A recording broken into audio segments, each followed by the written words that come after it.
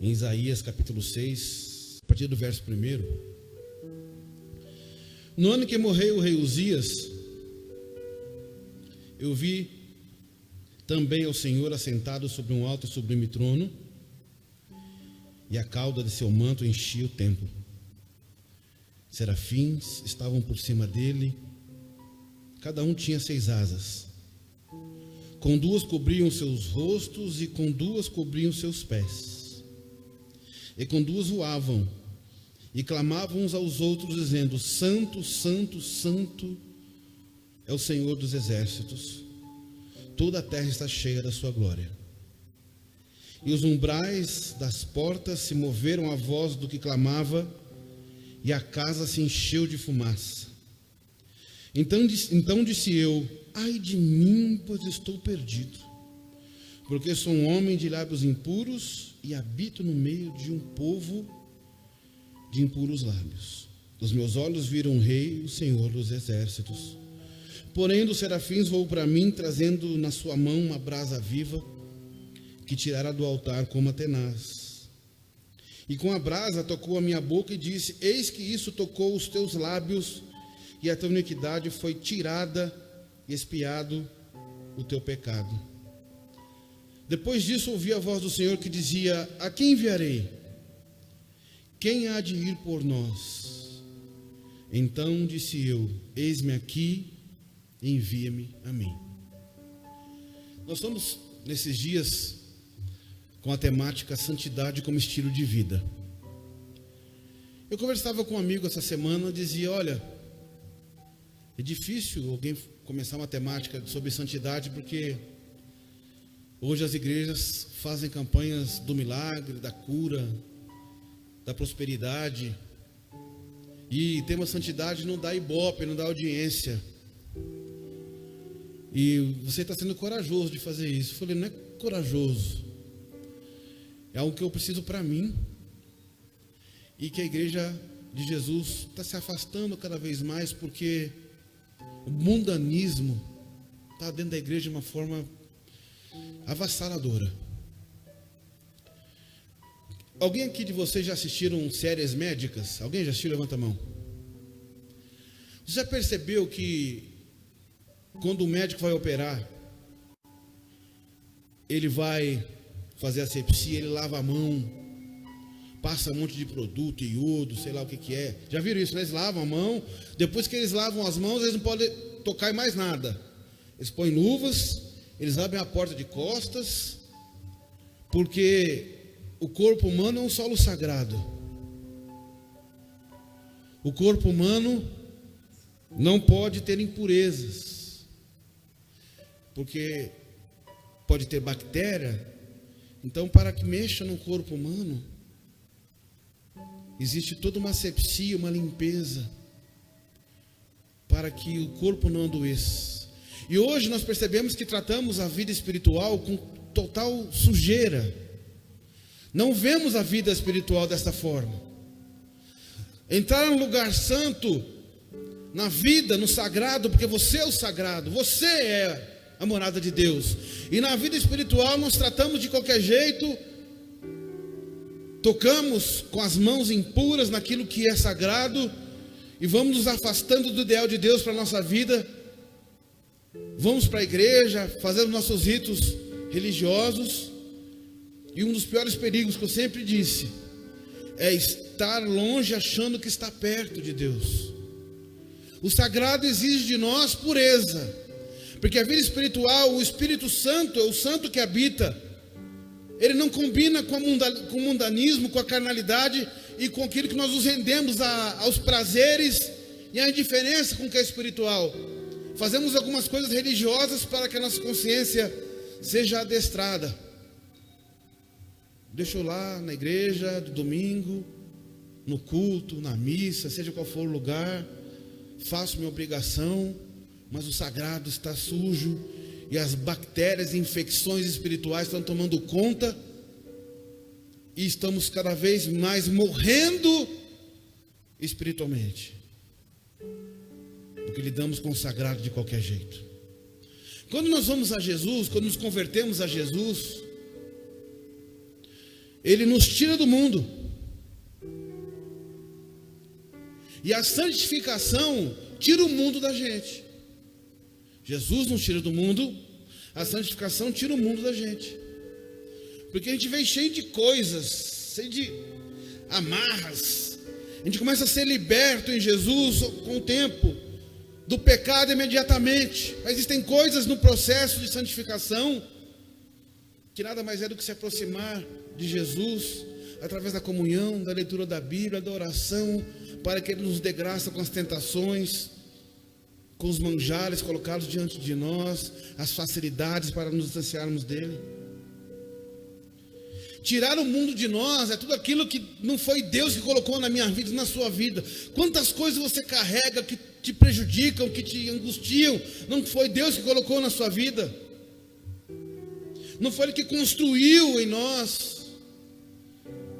Tudo aquilo que é pior do ser humano, que nos faz diferentes da imagem de Deus. Isso é santificação. E quando nós não entendermos que santificação é um processo, não é uma questão religiosa, não é uma questão de culpa, porque quem vive buscando a Deus porque se sente culpado, não foi liberto. Nós não podemos ir atrás de Deus por causa de culpa. Nós vamos a Deus por gratidão, por graça, por fraqueza, por dependência. A liberdade em Jesus não nos torna super-homens e super-mulheres, mas ela nos dá proximidade dessa intimidade. Porque a Bíblia diz em Romanos 8 que nenhuma condenação há para quem está em Cristo Jesus. Jesus quer o melhor para mim, para você e em nós. Gálatas, eu peço por gentileza colocar o Gálatas capítulo 5, a partir do verso 17. Depois nós vamos para o texto de Isaías, mas eu quero nessa introdução explicar o que significa as pulsões carnais que nos distanciam da santificação. Gálatas 5:17, a partir do 17 diz assim: a natureza humana deseja fazer exatamente o oposto do que o Espírito quer. O Espírito nos impele na direção contrária àquela desejada pela natureza humana.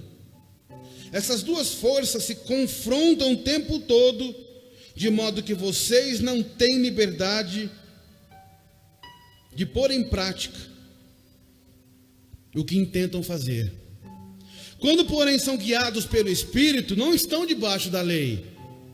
Quando seguem os desejos da natureza humana, os resultados são extremamente claros: imoralidade sexual, impureza, sensualidade, idolatria, feitiçaria, hostilidade, discórdias, ciúmes, acessos de raiva, ambições egoístas, dissensões, divisões, invejas, bebedeiras, festanças desregradas e outros pecados semelhantes. Repito que o que disse antes: quem pratica essas coisas não herdará o reino de Deus. Mas o Espírito produz este fruto: amor, alegria, paz, paciência, amabilidade, bondade, fidelidade, mansidão e domínio próprio. Não há lei contra essas coisas. Aqueles que pertencem a Cristo Jesus crucificaram suas paixões e os desejos de sua natureza humana, de uma vez que vivemos pelo Espírito. Sigamos a direção do Espírito em todas as áreas da nossa vida. Não nos tornemos orgulhosos, provocando inveja uns aos outros. Será que você se enquadra em alguma coisa que foi dita aqui? Eu não consigo. Quando o desejo pelo erro é muito mais preponderante na sua vida, o desejo de sucumbir, o desejo de pecar, o desejo de errar, porque Deus não está aí. Quando o desejo domina, porque desejo de errar nós temos. O tempo todo nós somos tentados a fazer o que é errado, mas esses desejos não podem dominar a nossa vida. Porque o pecado é bom, ele é gostoso, a prática dele dá prazer para a carne. Se o pecado não fosse bom, A gente não pecava, não é verdade? Só que esse bom é por algum tempinho, porque as consequências dele vêm. Romanos 3:23 diz que o salário do pecado é a morte.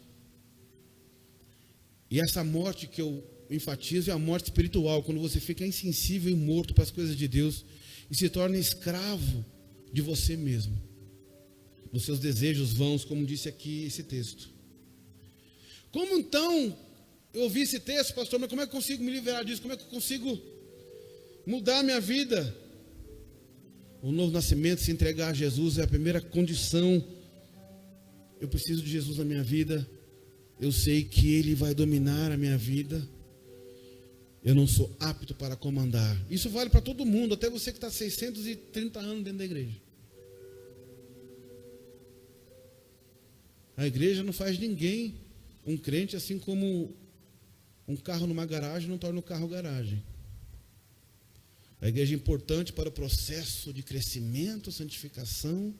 E sem a igreja, sem a comunhão, tem gente que hoje, nesse pós-pandemia, nessa pandemia ainda, entendeu, não preciso de igreja. Você que está em casa achando que não precisa de igreja, a hora que a coisa apertar, o teu orgulho não vai deixar você voltar.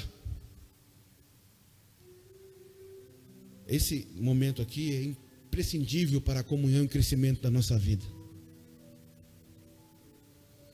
Eu quero citar 4 acontecimentos na vida de Isaías aqui que nós vimos, nós lemos, que podem nos ajudar a mudar de vida. Primeira coisa, é o versículo 1 que nós lemos de Isaías capítulo 6. Primeiro acontecimento desse texto, derrubar a idolatria. Presta atenção. No ano que morreu o rei Uzias, eu vi também ao Senhor assentado sobre um alto e sublime trono, e a cauda do seu templo enchia, a cauda do seu manto enchia o templo. C.S. Lewis disse assim: pela primeira vez examinei a mim mesmo com um propósito seriamente prático, e ali encontrei o que me assustou: um bestiário de luxúrias, um hospício de ambições, um canteiro de medos, um harém de ódios mimados. É isso que nós temos sem Deus. A idolatria é tudo aquilo que toma o lugar de Deus na nossa vida. Não é um quadro na parede, uma moldura, mas é porque os evangélicos acham que não são idólatras. Mas que tem de evangélico idólatra? Eita, mas tem. Adoram artistas populares, super pregadores, o seu ego, o dinheiro, os relacionamentos. Tem gente que adora a própria inteligência. Não, mas não cabe Deus na minha inteligência. Que bom que não cabe, porque se Deus coubesse na nossa concepção, não era Deus. Que Deus é esse que cabe na minha concepção. Deus extrapola o universo na nossa concepção. Nós somos alvos da sua misericórdia e graça. E a Bíblia diz que Ele ocultou dos sábios e entendidos e se revelou aos pequeninos. Você é o pequenino, eu sou. E o pai de todas as idolatrias é o ego. O eu. Ah, mas eu não quero. Quando o nosso ego fica em segundo plano, porque não tem como tirar o ego faz parte do ser, mas ele não pode comandar o trono da vida. O eu não pode comandar, porque a gente é péssimo gestor das nossas vidas. Quando o ego fica em segundo plano, eu consigo inicialmente perceber Deus. Porque o versículo que nós lemos diz que o rei Uzias morreu, e depois que ele morreu, Isaías viu. O rei Uzias foi um dos reis mais idólatras de Israel. E esse rei tipifica, simboliza a idolatria. Eles construíram outros deuses, deixaram o Yahvé, o Senhor, de lado, e Israel ficou cego a Deus. Isaías, que já era um profeta, vamos falar sobre isso daqui a pouco, também não estava vendo Deus. Quando eu falo ver Deus, não é ver Deus, a pessoa, mas o que Ele faz, os seus feitos, a sua graça, as suas ações. E quando ele morreu, Isaías diz: eu vi o Senhor. Eu vi o Senhor. Eu só percebo Deus quando tiro aquilo que eu coloco na frente dele. É como se a luz estivesse vindo para mim e colocasse uma cortina e a luz não viesse, eu não vejo essa luz, você tem que abrir a janela da sua alma para que a luz venha até você. O que aqui está na tua frente, está na frente de Deus na sua vida? O seu trabalho, o seu namoro, o seu casamento, os seus filhos, o seu ego, o seu orgulho. O que vem na frente? Deus é o primeiro na sua vida, Ele é a primeira coisa. Porque o mandamento diz: ame a Deus sobre todas as coisas. Porque quando eu consigo amar a Deus sobre todas as coisas, os meus relacionamentos, as minhas questões, porque essa pregação que nós temos por aí, que você tem que ter melhor carro, melhor casa, você não fica doente, você isso, aquilo, isso é mentira. Eu tenho uma tristeza na alma de ver o que fizeram com o Evangelho, de ficar promovendo um Evangelho mentiroso. O Evangelho não promete que você não vai sofrer, que você não vai chorar, que você não vai ter perdas, mas Ele promete que haverá consolo em todo o tempo, que Ele sempre nos levantará, que sempre estará conosco até o final dos tempos. O Evangelho verdadeiro não nos imuniza, mas nos segura, nos dá motivo para viver. Então não é inteligente colocar outra coisa na frente de Deus na sua vida, a sua inteligência, a sua profissão. Não, porque não quero, porque eu não entendo. Tem algumas pessoas que eu conheço que eram fervorosas, começaram a ler, até fazer teologia, e começaram a ficar inteligentes, e depois se afastaram de Deus. Que inteligência é esta que te afasta de Deus? Isso é a burrice do Satanás.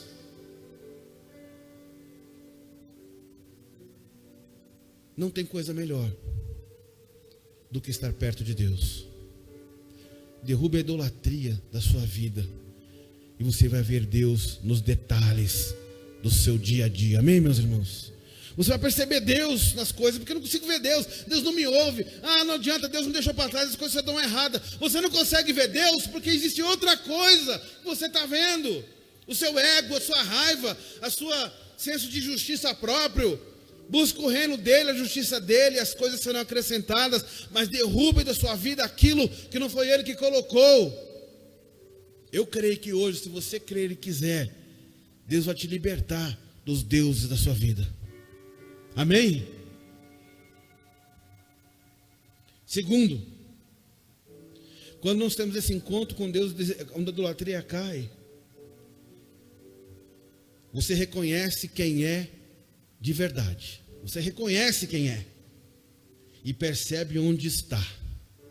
O verso 5 diz assim: então disse eu: ai de mim, pois estou perdido, porque sou um homem de lábios impuros e habito no meio de um povo de impuros lábios, e meus olhos viram o Rei, o Senhor dos exércitos. Porém, um dos seus serafins voou para mim, trazendo na sua mão uma brasa viva, que tirara do altar com uma tenaz.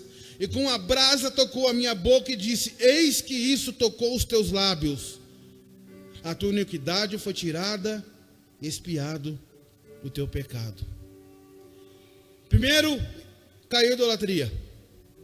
Ele viu o Senhor, há um processo, os anjos vêm, ele vê os anjos. Aí você vai no verso 5, ele reconhece: ai de mim. No capítulo 5, se você tiver curiosidade na sua casa, você vai lá, deixa eu ler o que aquele pastor falou. Deixa eu falar uma coisa aqui para vocês, você que está em casa. Como é fácil o pastor enganar vocês? Eu engano vocês facinho aqui de cima, porque ninguém confere o que eu estou dizendo. Está escrito lá, que legal, ele está dizendo, confira. Tem muito pastor te enganando na internet, falando porque não está escrito nada. Você tem que pegar a Bíblia é o manual. Quando o pastor está falando da Bíblia, vá para a Bíblia. Tem gente sendo enganada: mas o pastor me enganou. Você que se diz cristão tem que ter a palavra de Deus como referência na sua Bíblia. Está sendo enganado porque não lê a Bíblia. A Bíblia faz parte do processo de crescimento e santificação. Neste livro, a verdade, a riqueza, a purificação, a alegria. Tem gente sendo enganado porque Paulo disse a Timóteo, nos últimos dias terão comichão nos ouvidos e vão fazer para si o evangelho. Então, que se eu não ouvir o que eu não quero, eu vou para outra igreja, porque ali fala o que eu quero ouvir. Deus não quer falar o que você quer ouvir, Ele quer falar o que você precisa ouvir.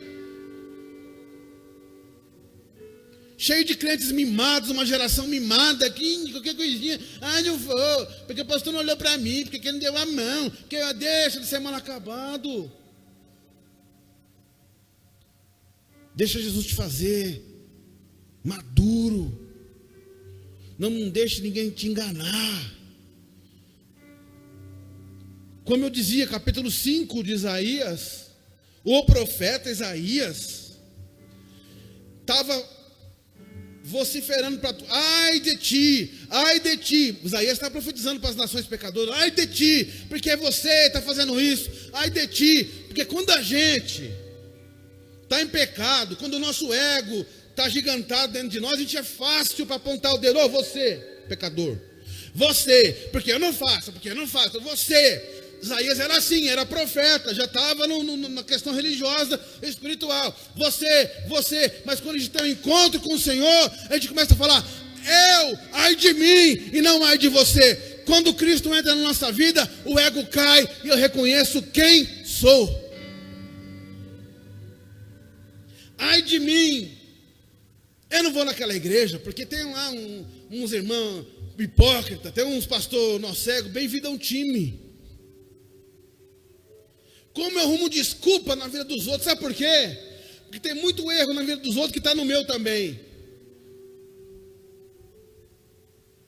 A gente arruma desculpa para não se aproximar de Deus, porque o ego lateja. Mas se você entender pelo Espírito de Deus, não é porque eu estou falando, porque o seu Espírito fala com você, ai de mim que sou pecador. Ai de mim. Quando você é convencido pelo Espírito Santo, você sabe qual a sua real condição. Sem máscaras, sem subterfúgios, sem mentiras. Presta atenção, não sei se você está ali escrito ali, ó.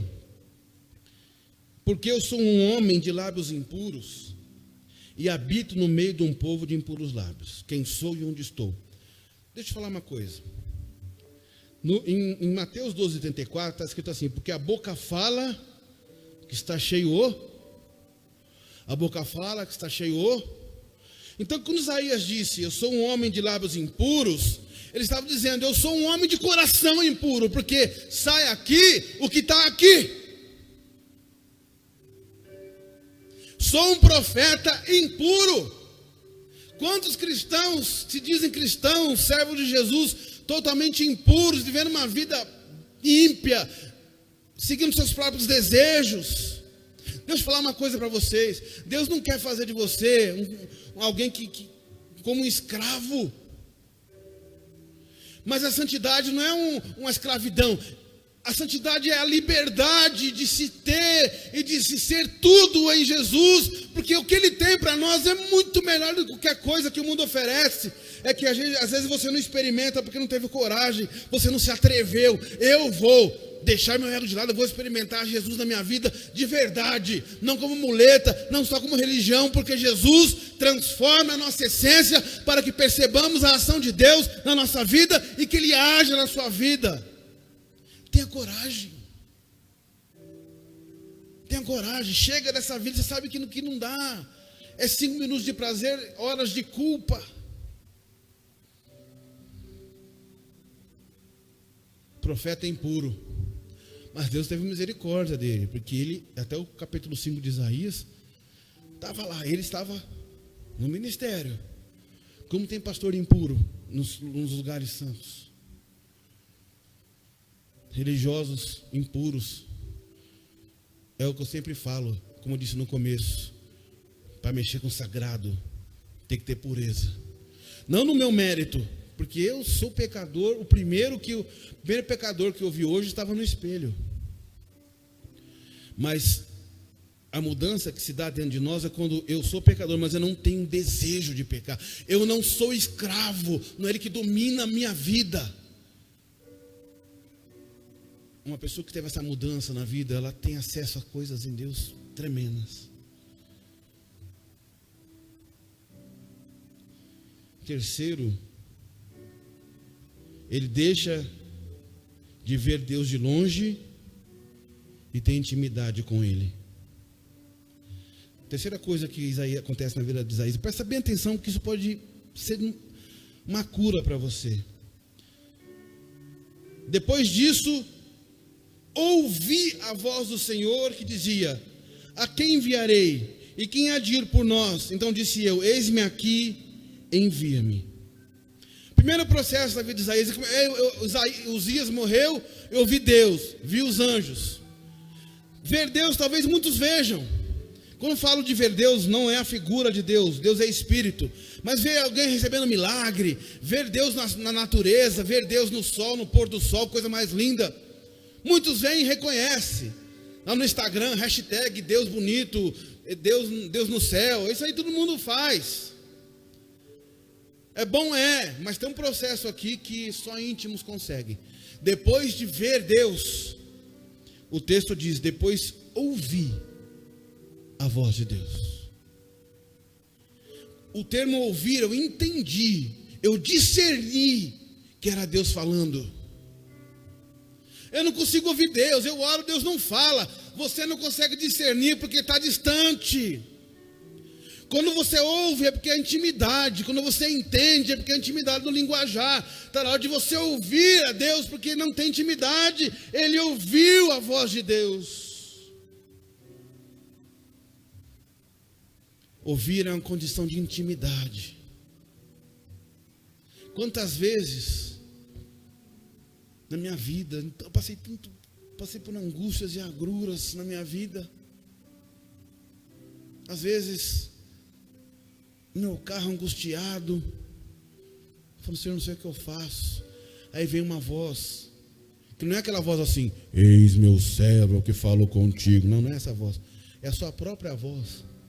Só que não foi você que pôs aquilo, que você vê que é um conteúdo diferente. É a minha própria voz, que não fui eu que disse, que fala: calma, vai dar tudo certo, faz isso, faz aquilo. Você consegue discernir que é a voz de Deus. Você não confunde a voz de Deus. Quem tem intimidade com Deus não confunde a voz de Deus.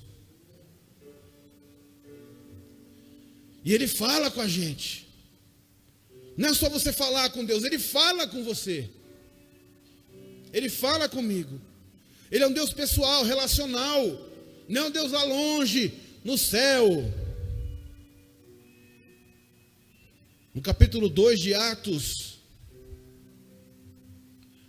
o Pentecostes aconteceu. Todos iam adorar em Jerusalém, porque lá era lugar de Deus. O templo de Jerusalém era lugar de Deus. Quando o Espírito veio no cenáculo sobre aqueles 120, Deus deixou de ser um Deus lugarizado, virou um Deus pessoal. Ele não é o Deus do templo, é o Deus que habita em nós, em você. Há milagre maior que esse, meus queridos? O Criador habitar na criatura? É isso que Deus tem para você. Não é só uma bênção, um milagre. Ele tem Ele mesmo para habitar na sua vida.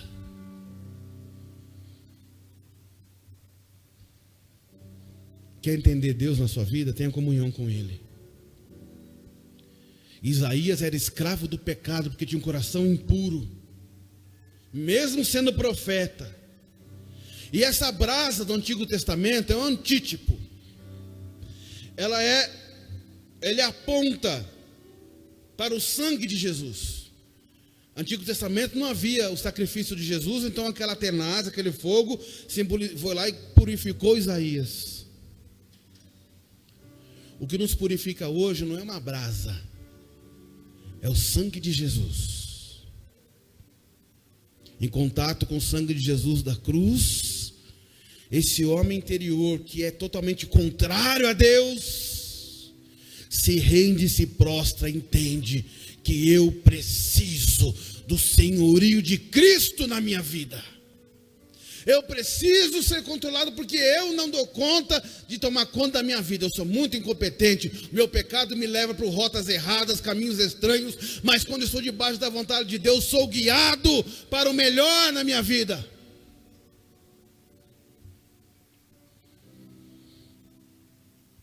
Eu vou concluir. Depois de tudo isso que acontece com Isaías,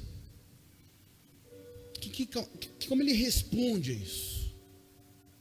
Porque a gente que é pregador, é pastor, a gente estuda, ora a Deus para trazer uma palavra para vocês, e deseja que você faça alguma coisa com o que ouviu. O Espírito Santo vai guiando você, faça alguma coisa, não saia daqui do mesmo jeito que entrou. Isaías reagiu diferente.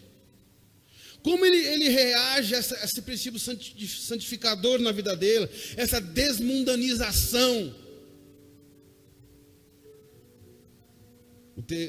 A quinta coisa que eu falo aqui, ele diz assim, no versículo 8: então disse eu, eis-me aqui, envia-me. Repete comigo: eis-me aqui, envia-me. Não tem, se a pessoa que se diz de Cristo, transformado, nascido de novo, só há um tipo de reação. Eu vou me prostrar e estou aqui, me usa, para o que der e vier. O servo de Deus, ele faz mais do que é mandado para ele. Está ali, não é eu que faço aqui não recolho. Eu estou disposto a servir você, o outro, porque quando eis-me aqui, Senhor, não há sentido para a minha vida se não for te servir. Pessoas transformadas, tocadas, impactadas pela palavra de Deus, salvas pelo sangue de Jesus e guiados pelo Espírito Santo, regenerador e consolador, reagem assim: eu vou te servir, eu vou me entregar. O que faz sentido para mim, o que faz sentido para a minha vida é servir ao Senhor com excelência. Aquilo que eu faço tem que te honrar. Tudo o que fizer, faça para a glória do Senhor. Não faça por obrigação. Posso falar uma coisa, eu afirmo para você: eu não acho sentido no que eu estou fazendo, eu não consigo achar sentido na minha vida. Só encontra o sentido para a existência quando você entende que o sentido da vida é servir a Deus. Eu vou servir a Deus. Vou sair dessa minha zona de conforto. Eu estou muito devagar e o Senhor me salvou. Eu quero compartilhar esse evangelho de transformação com as pessoas. Eu vou trazer pessoas, eu vou levar pessoas à igreja, eu vou compartilhar o evangelho com outras pessoas, porque eu fui tocado pelo sangue de Jesus. Eu não posso mais ficar assim. Eis-me aqui, Senhor, e envia-me para ser luz nas trevas, para ser a diferença nesse mundo de iguais. Seja diferente nesse mundo de iguais.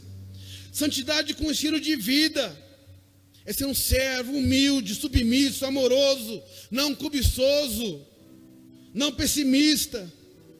Desejar a vontade de Deus mais que tudo. Viver a verdade de Deus, mesmo que isso traga prejuízos para você. Começaram a me perseguir na escola. Porque eu sou crente, as pessoas falam de mim. Deixa falar. Porque Deus, o Criador de todas as coisas, sempre estará do seu lado. A santidade como estilo de vida é sentir os prazeres que Cristo proporciona. Ser completo. A palavra shalom no hebraico, paz, não é ausência de problemas. Significa estar completo. Mesmo que eu esteja vivendo problemas, estou completo e pleno, porque eu estou construído de dentro para fora pelo Espírito de Deus, que é a graça abundante sobre a minha vida. Amém, meus irmãos? Não há realização. A palavra realização. Tem uma palavra agora nova não, na moda, que é, esqueci a palavra na moda, que é deep, em inglês, profundo. Estar imersão. Coach, imersão, entra na imersão, não sei do que, imersão, não sei do que. Tá, já que a palavra da moda é imersão, mergulhar, Que a imersão seja em Jesus, no seu espírito, esteja coberto, nade de braçada na graça de nosso Senhor, e o sentido da vida está aí. A imersão é essa. Eu quero encerrar com 2 Coríntios 3,17, que diz assim: ora, o Senhor é o Espírito, e onde é o Espírito do Senhor, ali é a liberdade. Eu vou ler de novo esse verso para vocês. Ora, o Senhor é Espírito, e onde é o Espírito do Senhor, ali é a liberdade. Se não há o Espírito de Deus em você, é porque você não está livre, porque Ele só flui onde há liberdade. O Espírito Santo não me consola, não flui, não há liberdade. Seja liberto para que o fluir de Deus venha sobre a sua vida e você venha transbordar rios de água viva. Essa é a proposta do Evangelho, uma transformação de dentro para fora, e a santificação que te aproxima dos desejos e a vontade de Deus para uma realização plena na sua presença. Amém, meus irmãos?